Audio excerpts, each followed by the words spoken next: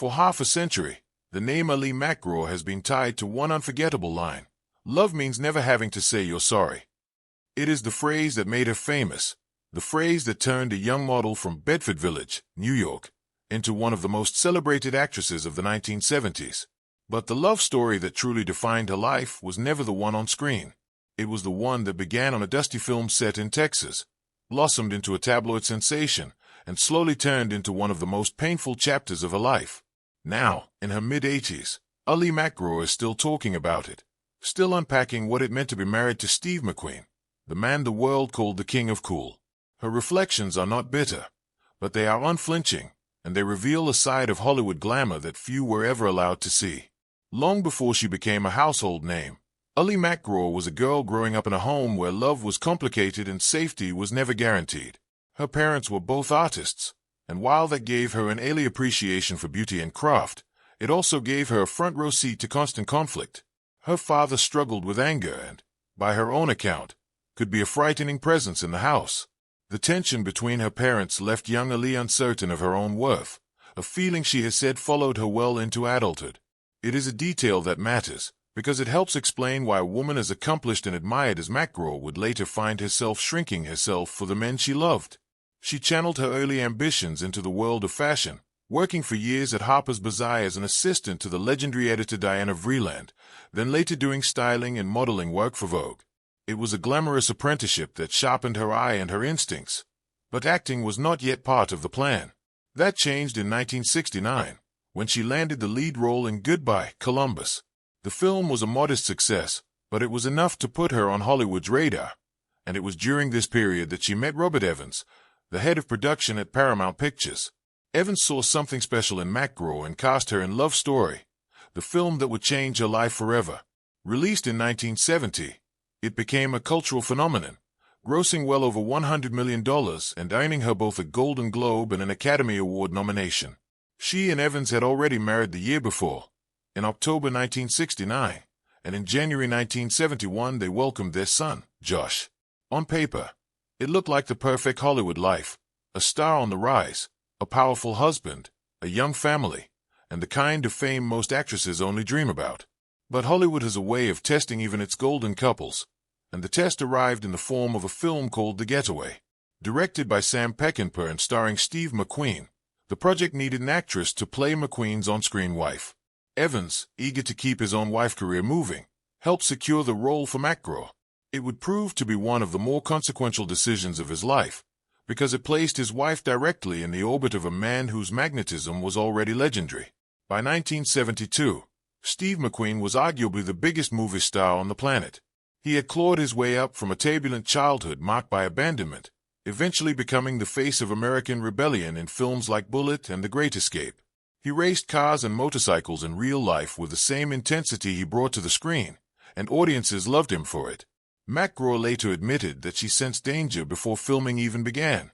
In her 1991 memoir, Moving Pictures, she wrote candidly that part of her hesitation about taking the role came from an instinct that getting close to McQueen would mean trouble.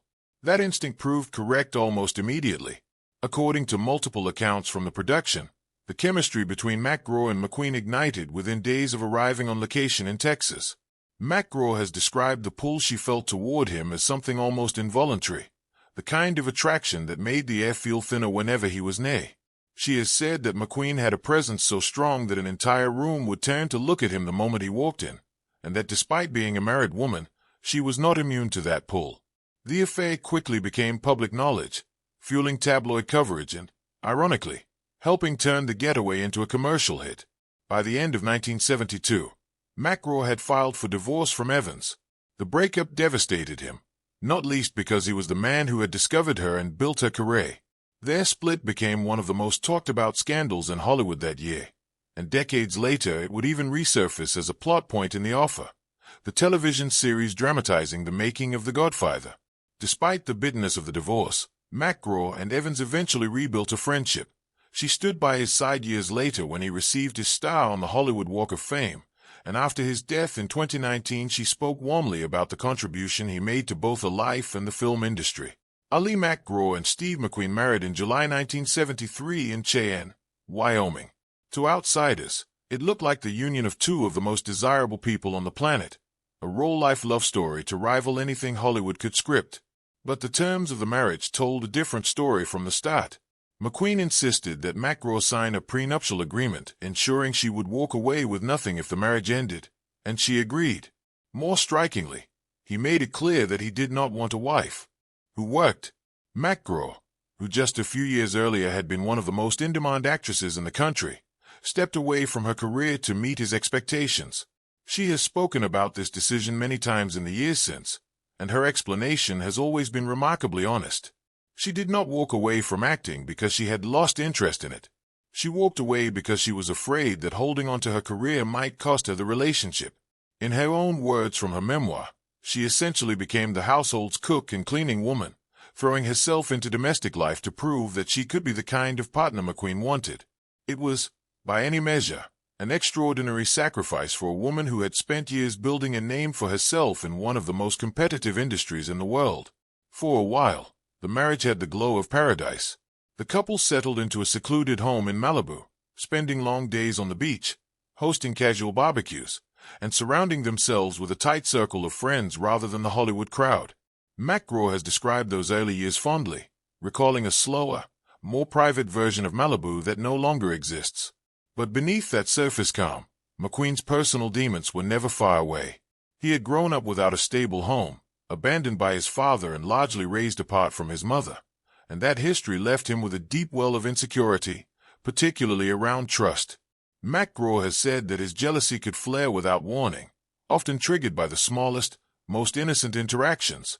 At the same time, McQueen himself was known to flirt openly with other women, and rumors of his infidelity circulated throughout their marriage. It was a painful contradiction, a man who demanded total loyalty while reserving the right to stray himself. Isolation crept in slowly.